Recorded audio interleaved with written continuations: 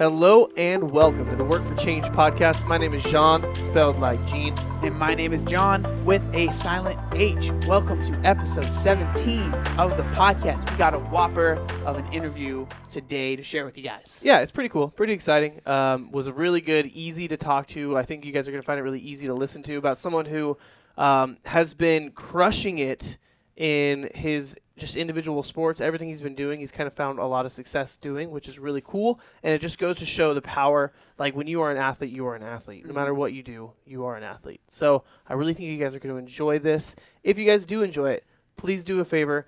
Leave a review on iTunes.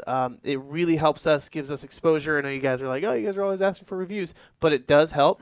It's like leaving a review is like a listen plus something else, and it really helps you out gain traction. What is our review for the week? Yeah, so today's review is coming from Rolo360, and the review says, "This is the best, worst podcast I have grown to love."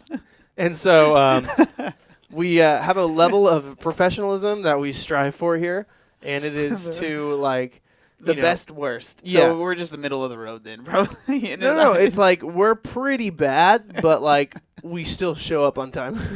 Sometimes. Yeah, exactly.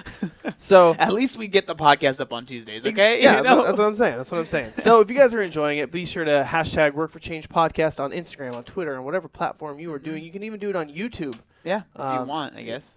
Hashtags don't really do anything on YouTube, but you can. You can, and there's a link, I think, that for some something. reason, Yeah. I don't know what happens there. If you guys are enjoying it, be sure to tag me on Instagram at JeanGlod. And feel free to tag me if you want at ObeseTheBeast, or if you want to be extra cool, you can go to my personal Instagram at JohnGlod _Glod. And coming real soon is merch. Yep. That's all you guys know. That's all you guys, yeah. For real. It's coming very soon. Yeah. So on today's podcast, we have a guy like we talked about. His name was Tom Miazga. Now, this guy, he's awesome, like absolutely awesome. And this is probably the quickest where we heard about someone, loved it, contacted them, got him on the podcast, right? So I just thought it was a super, super awesome interview. You want to tell a little bit about like what he's overcome? And yeah, so Tom was born with cerebral palsy, so he's not completely paralyzed from the waist down, but his legs, I guess, for lack of a better term, don't work correctly, if you want to say it like that. And so he's in a wheelchair now. And so the way that we actually found him was through CrossFit had reposted a video of him doing a workout. He ended up like getting out of his wheelchair, taking a couple steps, and then just doing some handstand walks. So that was absolutely insane. And he also has been here. You can kind of. Yeah, so he's been swimming pretty much all of his life since junior high or since elementary school, and so he completed the 2008 Paralympic Games where he won multiple medals. He's won multiple championships like Pan Ams and stuff like that. He has multiple world records in his division of swimming. Once he stopped swimming, he kind of had that itch to start competing again, and he ran into someone. And that's where he started CrossFit. You guys will hear about it. But since starting CrossFit, he won Wadapalooza just a month ago in the adaptive division, which sealed his spot to the 2019 Wheel Wad Games. But he also won last year. He was the 2018 Fittest Seated Man on Earth. So this guy, while being a swimming coach and while teaching. Yeah. So he actually does this interview in his classroom. Yeah. Which is pretty cool. You actually hear a school announcement go on, which took me back and. Yeah, it did. The yeah. Don't school. Yeah. But again, I think you guys are really going to enjoy this. I really enjoyed it, and I think the biggest takeaway for me listening, and I think you guys will hear it, was there is no point in putting a handicap on someone, even if they're handicapped. Mm-hmm. Right? A lot of people, they see a handicapped person, and they go, "Oh, they can't do X, Y, Z," and it's like, who are you? You're not. And the people who can look past that and say, no, you're going to be something great anyway, can have such a big impact on your life. So if you're listening, don't handicap people. Mm-hmm. Like, don't do that. Like, don't, in your mind, say they can't do this because of this. Like, you're going to be surprised at what can be accomplished. Yeah, it was a really fun interview. He's a very well-spoken guy, so it was seriously super smooth, and I really hope you guys enjoy it. See, he talks a lot better than this guy over here. Yeah, he does. I hope you got the whatever. Hope you guys enjoy this episode 17. Jerk.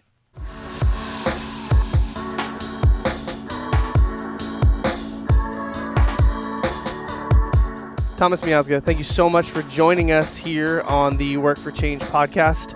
Yeah. I think it's pretty fair to say that the first time I heard of you was Comp Train, right? Yeah. Comp Train posted it, and then CrossFit Games reposted Comp Train.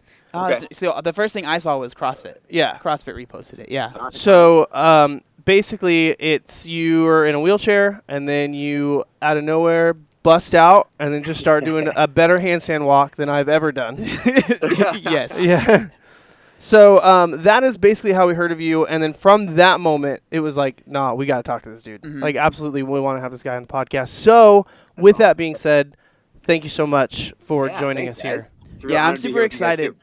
Sweet, man. Yeah, I'm super excited because obviously the podcast is called Work for Change. So one of my visions for the podcast has always been like interview people that have insight to things that I know absolutely nothing about. And I would assume Jean feels the same way.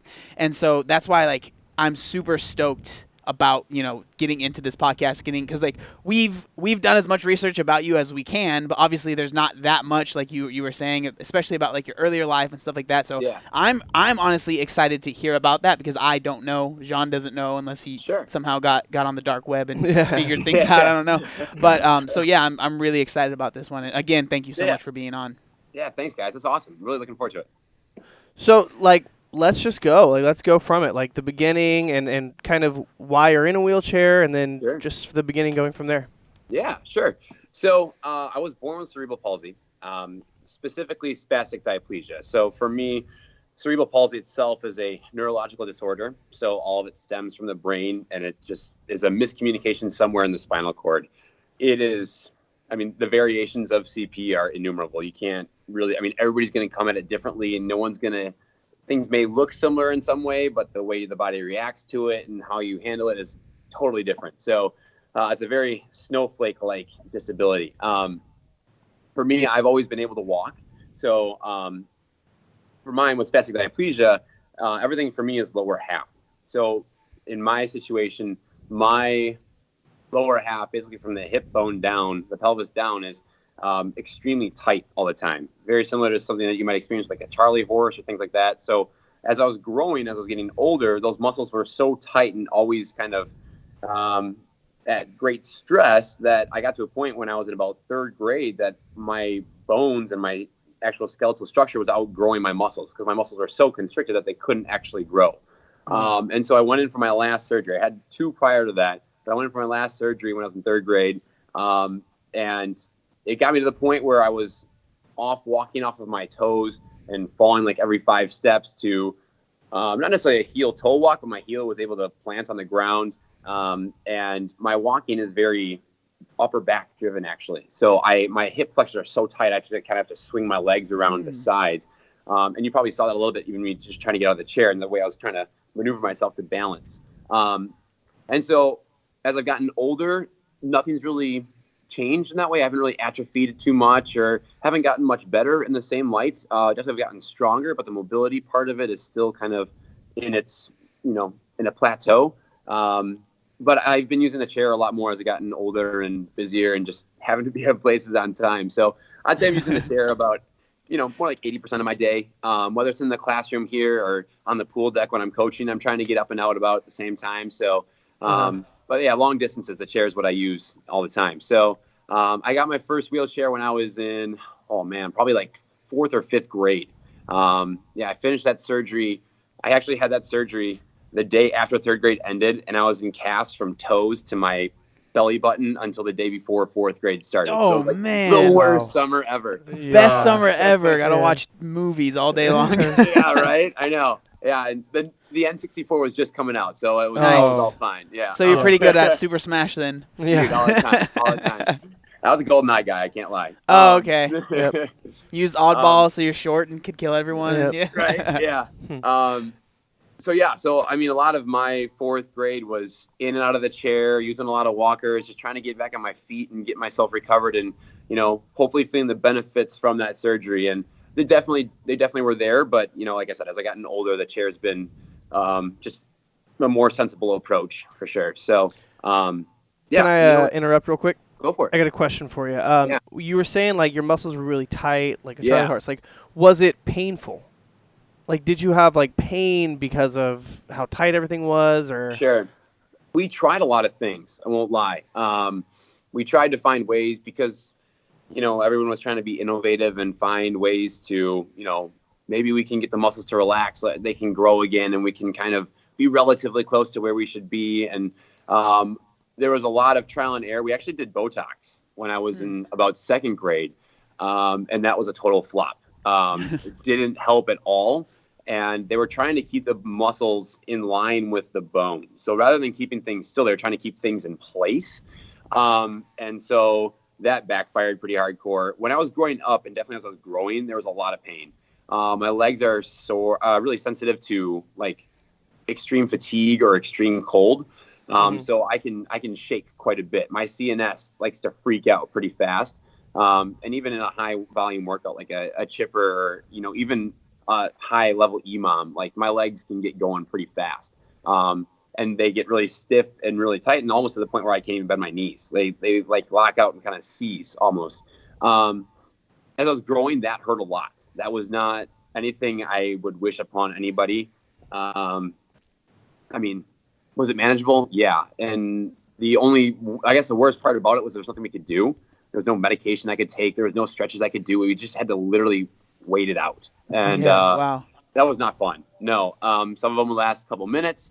Some would last hours, and there was a few times in my life I had to go to the hospital for pain meds just to try and get my mind off of it. But it was, needless to say, when I was like a 9, 10, 11-year-old, like it was a very humbling experience to have at that age. I mean, I think I am where I am today because of the maturity I had to show at such a young age to get where I am now. So, and at this point, I'm pretty good. I don't think I feel a lot of pain. My body's not going to grow anymore. I'm not going to get any taller or anything like that. So I think for the most part, most everything is, out of the way. So, So it's like basically you would say like once your body is done growing, for you at least, like once it was done growing, the pain kind of subsided there, at least like that. Yeah, for the most part. So prior to my CrossFit life, I was a Paralympic swimmer, right? And I swam for a really long time. So under those extreme conditions too, when I push my body that hard, mixing with kind of training water temperature is always a little bit cooler than you might expect, like at an outdoor community pool or at the YMCA.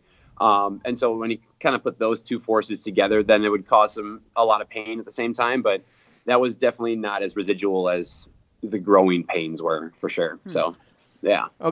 Okay, so you are in 3rd, 4th grade, you had surgery, and you're put in a cast.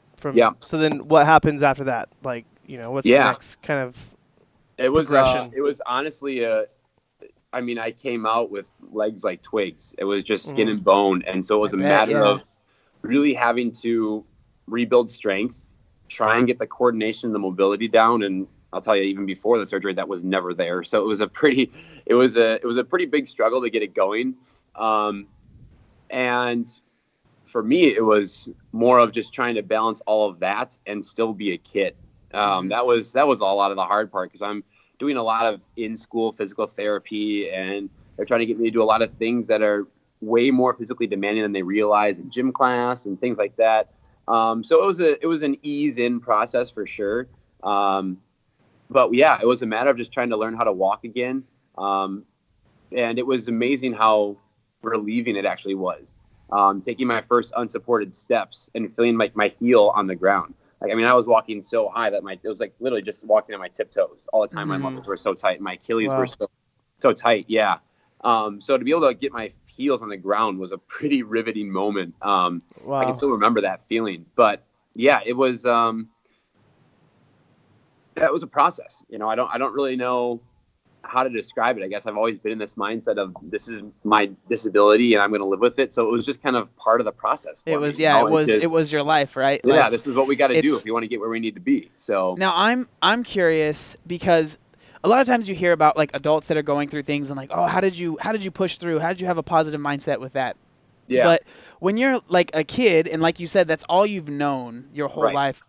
Did it ever go through your mind, like, I'm sure you had, like, seeing your friends that didn't have to deal with going through surgeries when they're growing up. Was there ever a time, I'm sure there was, in your mind, you're like, why me? like I'm done Oh. working on this. Like how do you get, like, especially as a kid, how do you get over those feelings, you know? Oh, sure. Um, I mean, I won't lie. I felt those. I don't feel them as often now. I seldomly feel them now, but even like through high school, 10 years ago, I still felt that way. It was, yeah, it's something that, I mean, where I'm from, I'm in I'm just north of Milwaukee, and I've got about 12 to 15,000 people in my city. And I was the only kid in a wheelchair that I knew ever in my grade or ever close to my grade. So like, I always knew I was unique in that standpoint. I remember sitting down with my mom before my surgery, and she found this book on cerebral palsy, and she was kind of trying to explain it to me because I'm still young. I don't know all the ins and outs of what's going on with myself and why this is happening. And she read this book to me about it, and it made sense because I was able to relate so well. And I'm like, oh, this is cool. Like I haven't really, I guess I kind of thought it was just me all the time. And, it was one of those things where she kind of had the cold hard facts with me. And again, I'm like 8, 9 years old, that like, this isn't going to go away. Like this is going to be us for a very long time, unless some medical, serendipitous moment happens. And,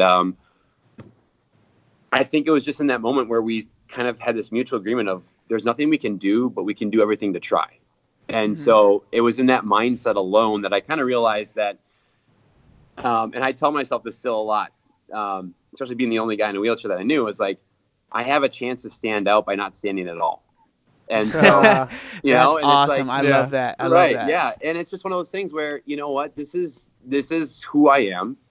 This is something that was, for some reason that I don't know yet, put upon me, right? And it's my obligation to, help others understand that what is in front of me and what I want to achieve don't have to clash. I can do whatever I want to achieve. I can get towards the goals I want to accomplish. It's just, I might have to take a different path. But at the end of the day, if we get to the same solution, doesn't matter.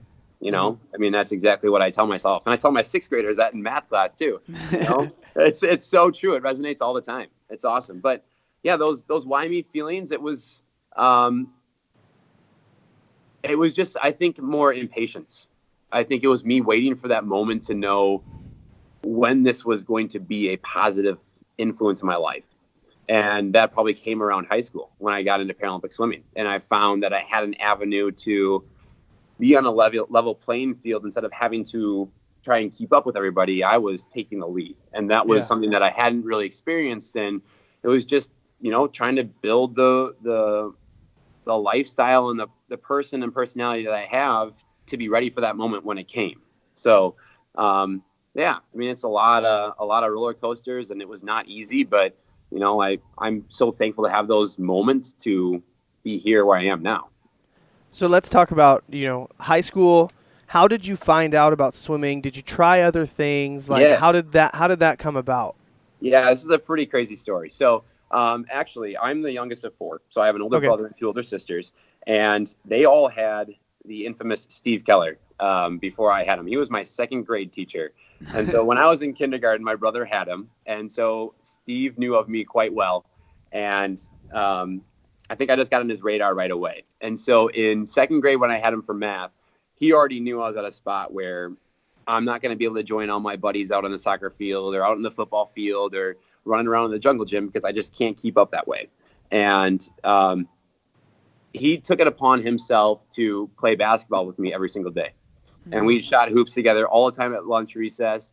We hung out. We got to know each other really well. It was that same year that he was actually starting the local swim club that I now coach with, Ozaki Aquatics. Swimming for me, being in the water, has always been the one atmosphere and the environment where I felt like my disability was minimal. It's one of those things where they ask me to stand on one foot in gym class for a minute, and I can do it for a second, where I can do it for a day in the water. It's one of those things where I feel like I'm at that level playing field, and that always drew me to the water. The weightlessness of it, and just feeling like, kind of, it's a little depressing to think about it now, but that my legs weren't there, and that was really nice.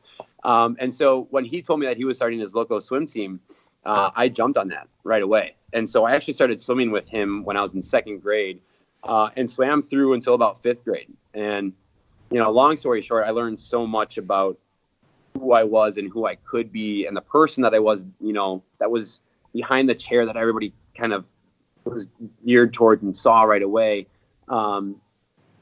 And I found a lot of confidence in myself and had built enough strength up that I actually started playing baseball in middle school years. So Wow. I got out there, my triples were singles and my doubles were probably outs, but I got out of my chair, I ran the bases, I did it all, and I won for it. But I've always felt like a very athletic person. My family's all been really athletic, and my brother was big in baseball, so just had that inkling for it. I love it, but it was actually in high school. Sorry.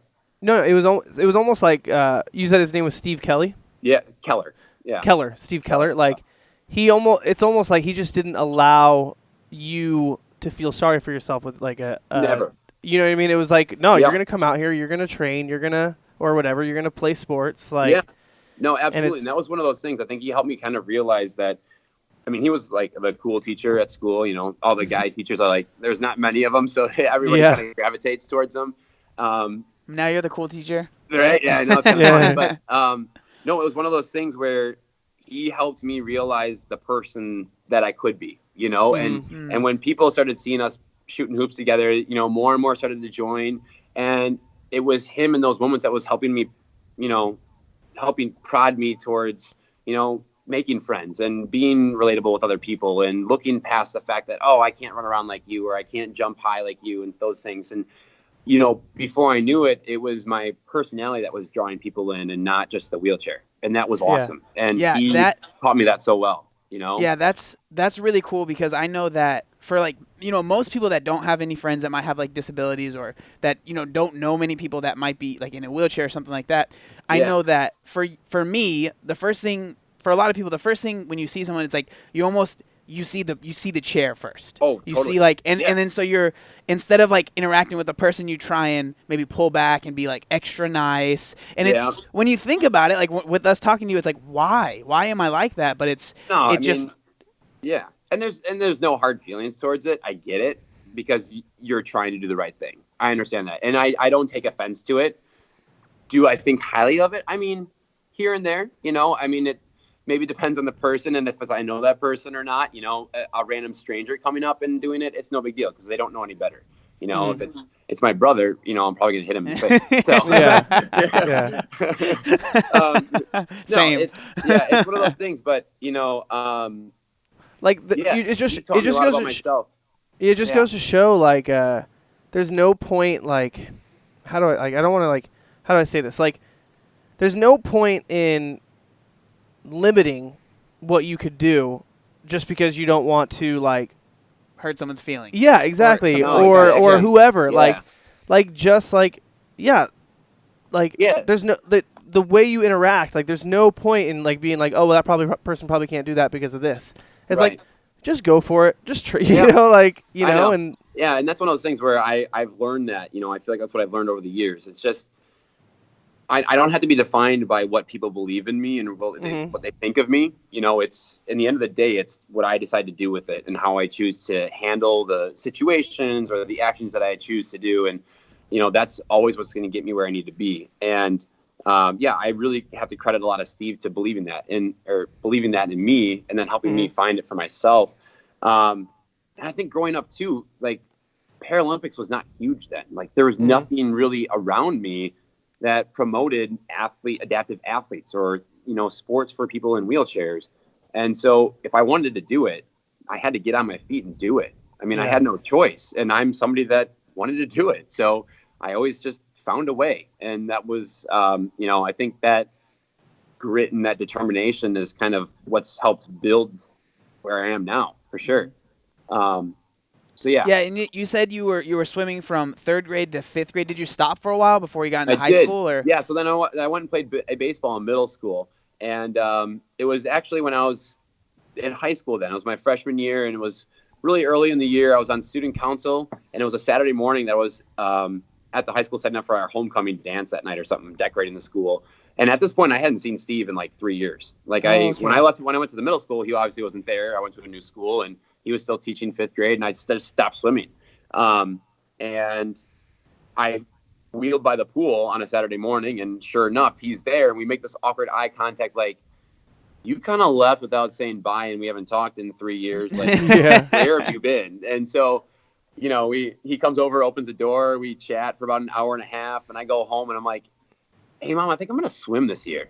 And I ended up joining the high school team, and again, there's Steve helping me find that path. So I swam with my freshman year, so I'm with the high school team. It was a great experience. It was cool to be back in the water. And so from the Paralympic standpoint, it was about a week after, or maybe it was a week leading up to the last meet of the season. We were getting done, and Steve, stops me on my way down to the locker room. And he says, hey, you going to be able to stick around for a few minutes after tomorrow? And I'm like, yeah, it's fine. He's like, good. I got something I got to show you. He tells me the next day that he was watching Remember the Titans that weekend. And in that movie, the star quarterback, right before the championship, gets in that car accident, right? And he gets paralyzed waist down. What? Yeah. No, I'm just kidding. Oh, sorry. Oh, God. Spoilers. And so he's talking to his buddies after they win the championship, and they come in and they're like, what are you going to do? You'll be okay? And he's like, yeah, man. And I found out there's sports for people in wheelchairs. And Steve's on the couch watching this like, I wonder if that's a real thing. And goes and Googles it, and he finds Paralympic swimming. And the next day he comes in with all this information about how to qualify, how to get yourself classified, how to, where the meets are and stuff like this. And it was one of those things for me that like still, I'll say this, reciprocity is my moral in life. Like I live and die by the idea of reciprocity. And what Steve did for me as such a young child, I think I don't think I'm forever in his debt for that reason. But then he comes over with this and he says, I've been to every level of swim meet possible. And the only one I'm missing is games. Like I haven't been to the Olympic Games yet. And if there's anybody I want to take there, it's going to be you. And so it's like he's already given his whole entire life for me and just unwillingly just helped me find who I am. And now he's taking me to this next journey. And I'm like, did I do something wrong to you? That is so nice. Like, oh my God, And not literally a month later, we went to Ypsilanti, Michigan. We're over at Central Michigan University at our first national meet.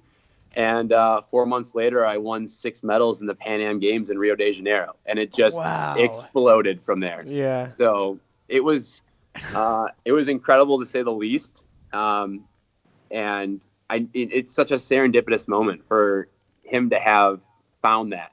Yeah. Here in this moment. And so cyclical for me. I just had a disabled athlete qualify for our club state meet last night. And it was the coolest thing ever to see that happen, Yeah.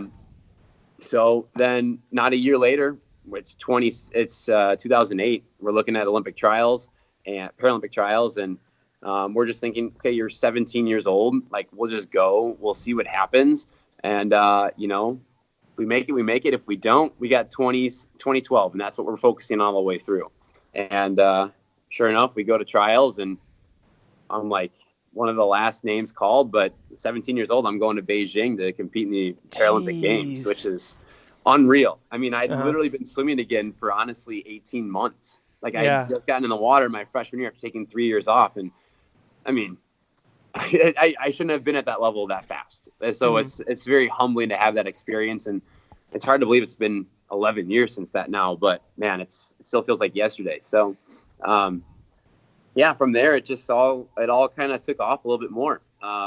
My swimming life really was who I was. It defined me. I ended up going to a few more international meets after that. And then I went to St. Louis University and I swam there on the D1 team, which was really cool. So happy to be part of a collegiate sport and continue on with that and feel part of the team and travel with the team and, represent at a D1 level.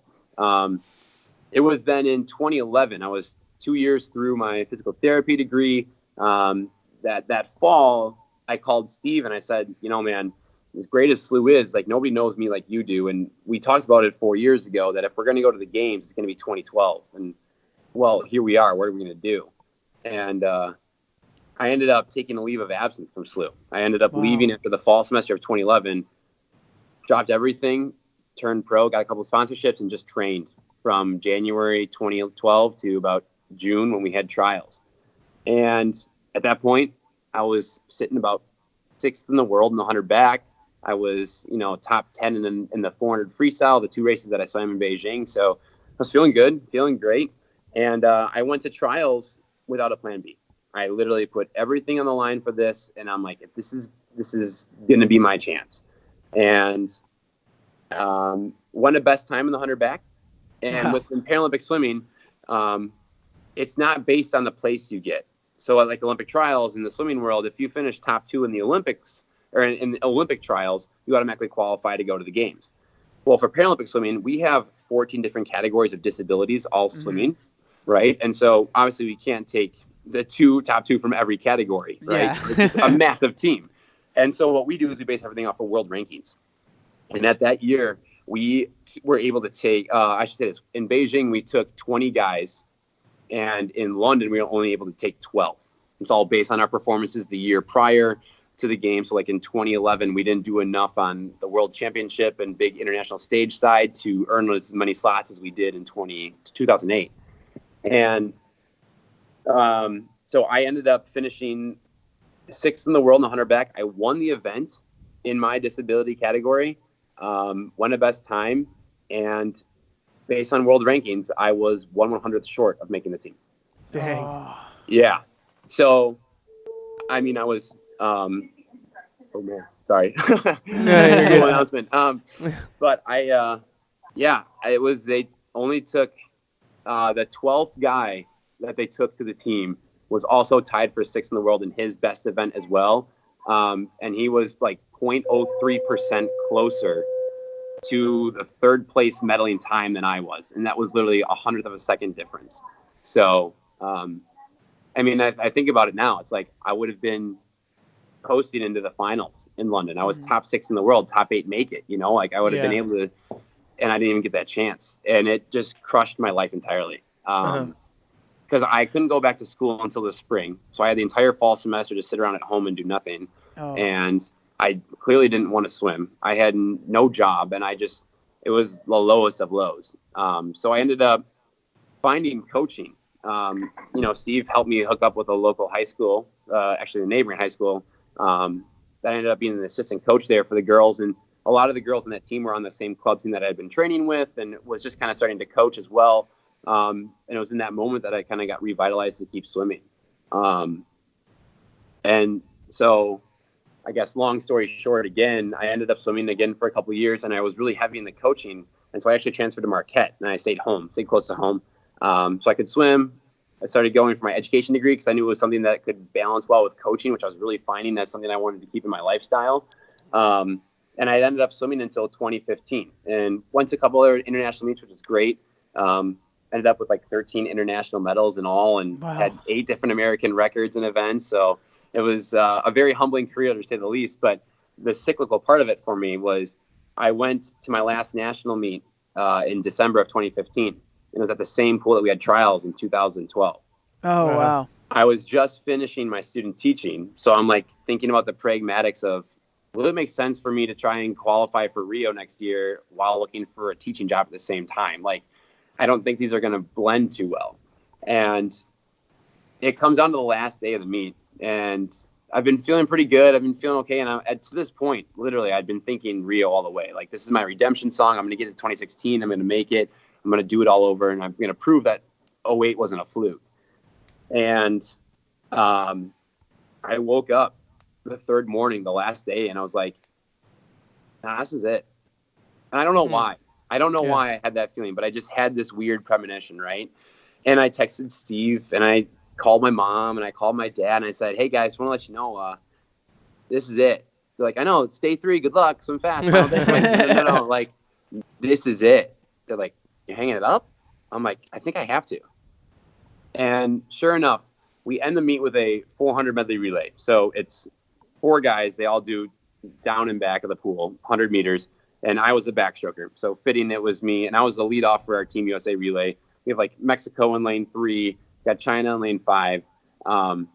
And I had the first guy I ever met in Paralympic swimming was the next leg of the relay. And then we had 2 up and comers who had just made the national team that like literally the meet before this one, on their first international relay. And I led off with the backstroke. right around my best time, no big deal. My guy Rudy goes in next, and then as we get to through the third leg, we're literally neck and neck with China, and it's almost like I think we're only about a half a second ahead, and the last guy dives in, and we're just hooting and hollering at this guy, just getting him riled up on the block, right?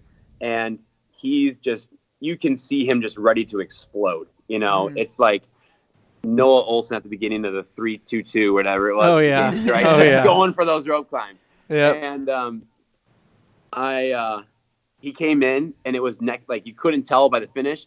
And I looked up, and we won that relay. I kid you not, by .01. We won it by 100 seconds at the same pool.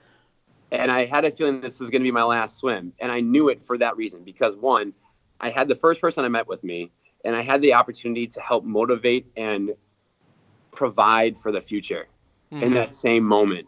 And it all just kind of just hit me. And it was one of those things where I realized that this sport is so much more than best times and medals and international appearances. It's about the connections and the people and what you do with it that makes a difference, and who you become and what you show. And yeah, I just lost it. I was a flood of tears. I was just like, I couldn't have asked for a more perfect moment. Like, you know, and just to have that inkling waking up that morning to think like, you know, I don't know why I feel so off, but yeah, I couldn't have ended on a higher note. Like, that was that redemption moment that I needed, you know, to go on such a high note, to be positive and knowing that the future was bright and I was going to help be a forefront for that. Like, that was all I needed. And so I was very, very satisfied and relieved, I guess, to hang it up in 2015 when I did. So yeah, it's my swimming life, man. So now I'm just coaching. I'm a head coach of one of our branches of Ozaki Aquatics now down here where I teach, which is great. And we're just starting that up this summer. And that's been off to a great success. And as a team, we've won junior national titles as a team and as individuals. And we've had a lot of success. So it's been really cool to be a part of that. Yeah, it's like you said, you like to, you know, basically you like to reciprocate. And Oh, yeah. I think that like when it comes to like competing and stuff, it's great to compete and do your best and try your hardest. But Yeah. like from what I've seen from talking to people, where like the real joy comes is like once that might be over or whatever ends up happening is what you do after that. And what I've seen, totally.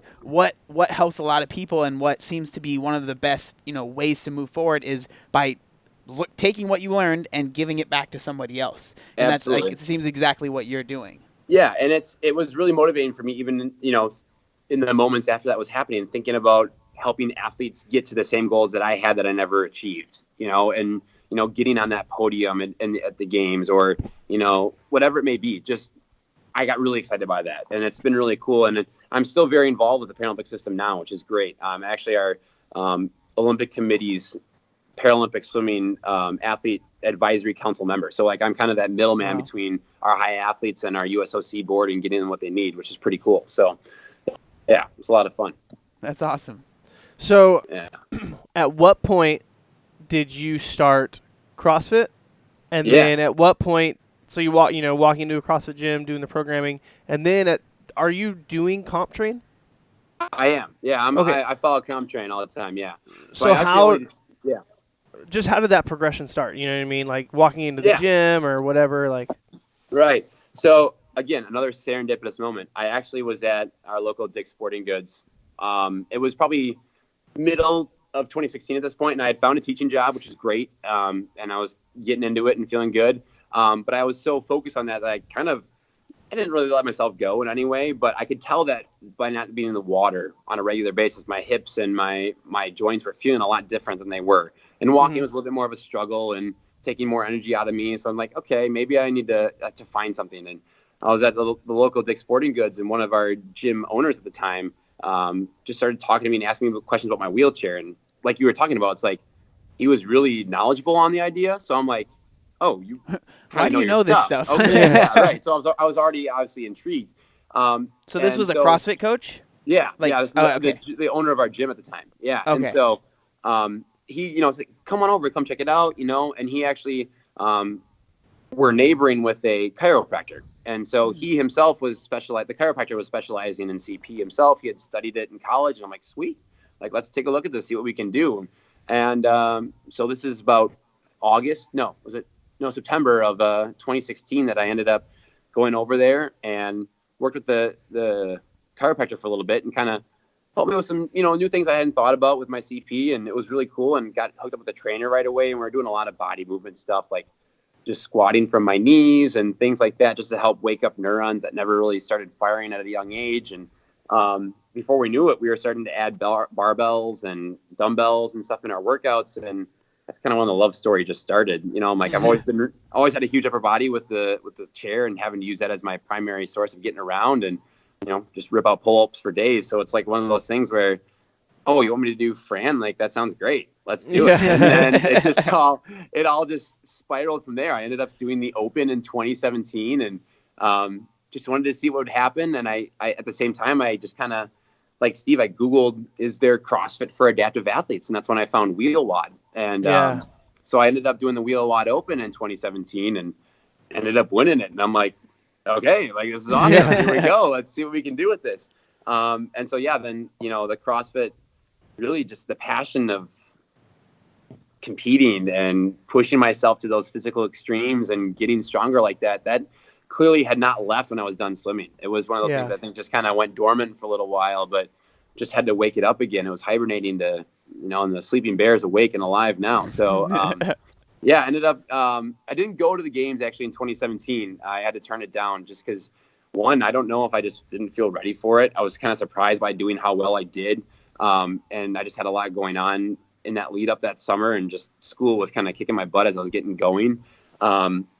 So then I came back and did the Open in 2018, won that. I know it took second in that, and then ended up winning at regionals, and then won the Wheel WOD Games in the summer of 2018. And since then, I really have found a passion for it that I never thought I would. Like, I love teaching, and it's been fun, but the way I feel about CrossFit is very synonymous to swimming. Like, I can't get enough of it. I mean, my schedule right now, I'm literally working 15 hours a day. I coach in the morning before school. I go teach all day. I coach until 8 o'clock at night, and then that's when I go to the gym.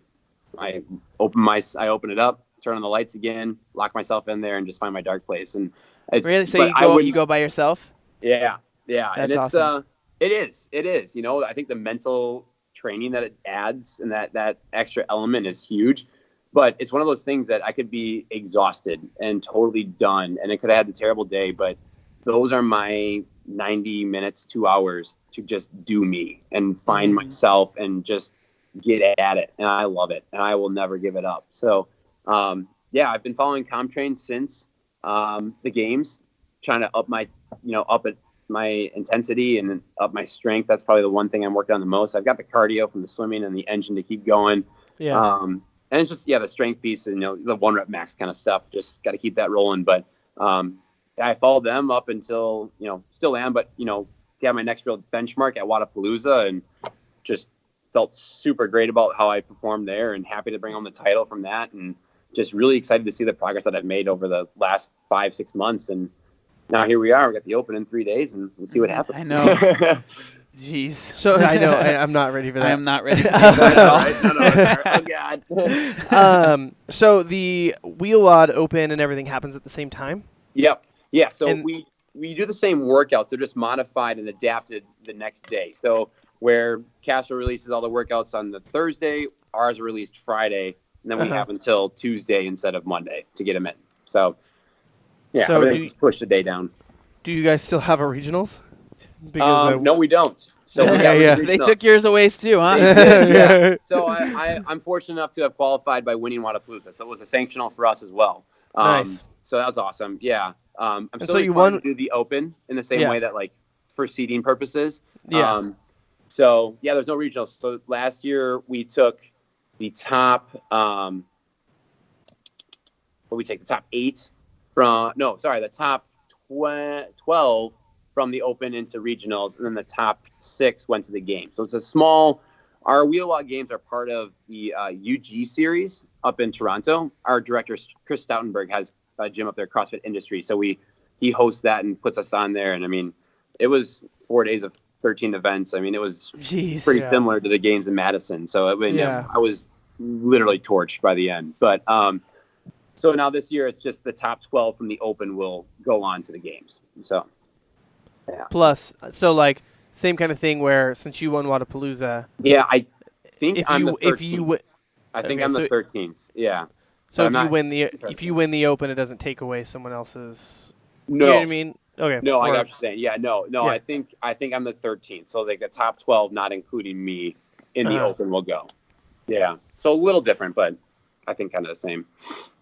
Yeah, I think that I was actually at Wadapalooza last year, Oh, and nice. I was able to watch the adaptive. I actually think I watched them more than like the regular athletes, just because it Yeah, was one. I was there with my friend Craig, who actually had a supporter of his, like wearing his shirts and stuff, like doing the nice. workouts. Yeah, I think he ended up winning or getting. I forget his name, but he did really well, and it was really cool. But it was cool because of the amount of people that were in the stands, just like watching. And I yeah. mean, Oh, it was.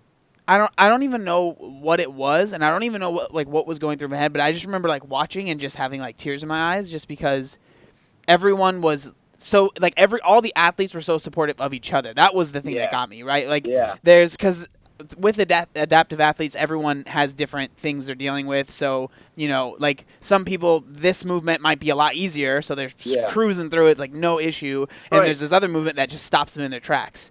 You know, Absolutely. Yeah. and seeing like everyone, and I mean this goes for just CrossFit in general, right? When everyone cheers on the last person, but it was really cool being able to see that. And Yeah. that's the one thing that I've always really appreciated with CrossFit. I feel like they've always done their best to include as many people as possible, and not in a way that's like, oh, we'll try to include everyone, but we'll make it really easy and it won't be an issue. Like you said, at the Yeah. games, it was like 4 days of just torture. Like Oh, they weren't yeah. going to take it easy on you, No, not at And I think all. that that's awesome. Yeah, it was incredible. I mean, it's been, yeah, seeing the difference in how Paralympics is being, immersed into the U.S. culture and the scene is unfortunately nowhere near where CrossFit is. I mean, the thing that I love about CrossFit is that its messages. Scaling is an option for anybody. Like you can Yeah. modify any workout, you can adapt any workout you need to, and it's for everybody. And Paralympic swimming doesn't say that. It's for disabled athletes. So it's hard to get that involved in an able-bodied world when you have a specific message. CrossFit, much more umbrella, you can get anybody in there. And yeah, dude, Wadapalooza was unreal. I mean, just the environment and the atmosphere and just watching. I mean, many times we followed the elite individuals and nobody left. Like, oh my gosh, Yeah, and you're on the same field. Yeah, I mean, it's like everyone to go find Rich Froning quick and find Tia and like go get their autographs. But then they're like, no, I want to stay and watch this adaptive heat. And it's like, just to have that was just astounding, and just to be in that atmosphere was incredible. And I'm excited to think where we're going. The fact that we've already got the Wadapalooza sanctional, and then we've got a few others. I think there's talks about CrossFit or the Granite Games coming up soon. That'd be awesome to have as well. But to think we'd be in Madison the next couple of years is not an oversight at all, which would be pretty cool. Yeah. So you did handstand walks and you posted it, and then CompTrain reposted it. Yeah. Do they give you a warning, or do you just like find out? Oh, I got it. Yeah. So I hadn't actually met many of the CompTrain individuals, behind the scenes. Like I hadn't met Ben Bergeron yet. I hadn't met Christine, their media agent, at that point. We had done a bio. Like we had a bio Google form to fill out prior to Wadapalooza, just to kind of get know athletes and if there's anybody wanted to follow around and stuff. And they pulled mine out, which was really cool. And I was one of two adaptive athletes that were kind of following CompTrain programming all the time. And so it was really cool to get to Christina. Kind of reached out prior to get to know her a little bit more. And we ended up connecting, just having sent so many emails. We connected pretty fast at Wadapalooza, and got to meet in person, talk more. Got to meet with Ben and talk with Ben a lot. And I kind of just was really immersed into the CompTrain fam really fast, and it's been pretty cool to be part of it, and they've been really supportive of what I've been doing. And I'm looking to go out to CrossFit New England for the 19.5. They always bring adaptive athletes out to showcase the last workout, so I'm hoping to go do that in March, which will be awesome. Yeah, and so it's been great, and they've been really cool about it, and they posted a lot of videos kind of leading up to the Wadapalooza as well to kind of help highlight some of the Wadapalooza athletes for CompTrain. I mean, I think there was like 120 CompTrain athletes at Wadapalooza, which was crazy. So yeah, I was pretty humbled to just have a couple of moments like that. But yeah, I kind of feel like one of the fam now, and they're posting my stuff all the time, which is pretty cool. That's awesome. And so you posted by them and then reposted by CrossFit Games, which is how we heard about you. Mm-hmm. Yeah. What else has there been any other like crazy changes because of that, like exposure wise? I mean, I got to meet you guys, so that's pretty incredible. I know that is. Sorry about that, bro. Right? Not too much yet. There was quite a little social media bump for sure with that CrossFit repost, but I'm just trying to make the most of it. I definitely see myself as somebody that I would love to be coaching. I'd love to get my L1. I'd love to be doing that kind of stuff, but I would love to help be the forefront of this adaptive movement and getting people to understand how CrossFit can be, adapted for anybody. I mean, it's literally any movement as simple as, picking up a can off the floor. I mean, it can be that simple, and it can be exactly what you need. And there's no judgment when you walk into a gym, and this community is always welcoming. Oops. There we go. Sorry. You're all good. And I would love to help kind of build this adaptive culture to what it can be. And that's where I actually made these shirts prior to the games, Adapt and Conquer. Oh, there you awesome. go. TM logo going on here, right? But nice. It's been something that's been in my forefront my whole life. There's going to be things that come in your way, and there's going to be things that you have to attack. But what else can you do but just go for it? You have to just accept the fact that this is what it is, and we're just going to have to deal with it the best we can. And I've always been an incredibly independent person. I'm stubborn that way. I'm probably a martyr at heart too, because I think I've always wanted to prove to people that my wheelchair doesn't define me. This isn't who I am, and that has kind of resonated through me. And now I'm so excited to be able to share that same philosophy through CrossFit. And it was one of those things where I started. I feel I've got broad shoulders. I'm very comfortable in my shoulders, and I started doing handstand push-ups and just keep my feet on the wall, and it felt fine. And I think since I've joined ComTrain, 6 months ago, I feel like my core has just grown immensely. And I honestly cannot tell you what drove me to just be like, you know what, I'm just going to stand in the middle of the floor here and try a handstand. Never did I honestly think that I would be doing that. I can honestly tell you that I never thought in my life I would be walking on my hands. And all of a sudden now, I actually had the ability to kick up, and that's the hardest part. It's getting the feet to the top. Not the stability part. It's just getting my legs up there. And as soon as I got up there the first time, I'm like, why does this feel too easy? I feel so comfortable here. Wow.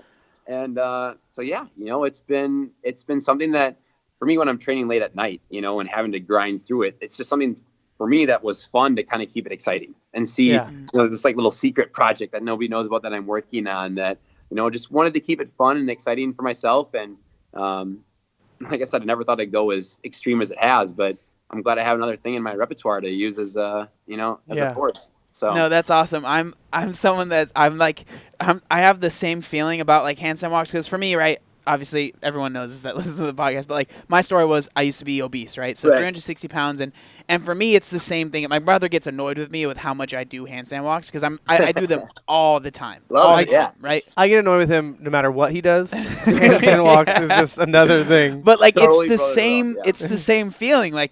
There was a time where I could barely. I was walking was hard for me. You know what I mean? Just because of how so big I was that.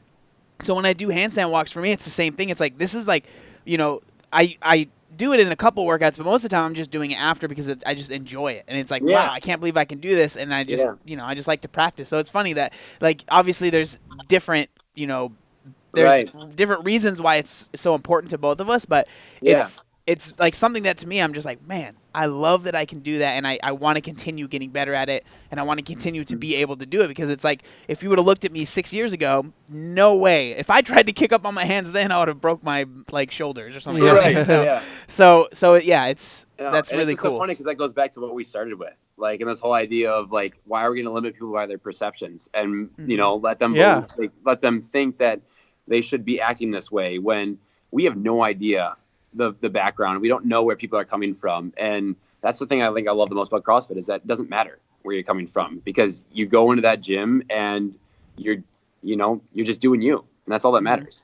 And it's all about putting those taking those small steps every day and putting putting another thing in your gym bag. You know what I mean? Yeah, Like another totally. thing in your repertoire, and that's like if you would have showed maybe that video to you of you doing handstand walk 6 years ago, you'd have been like, absolutely not. But Right. now you know all the work that you've put in to get there, and Yeah. it makes it that much sweeter for sure. Oh, totally. Absolutely. Yeah.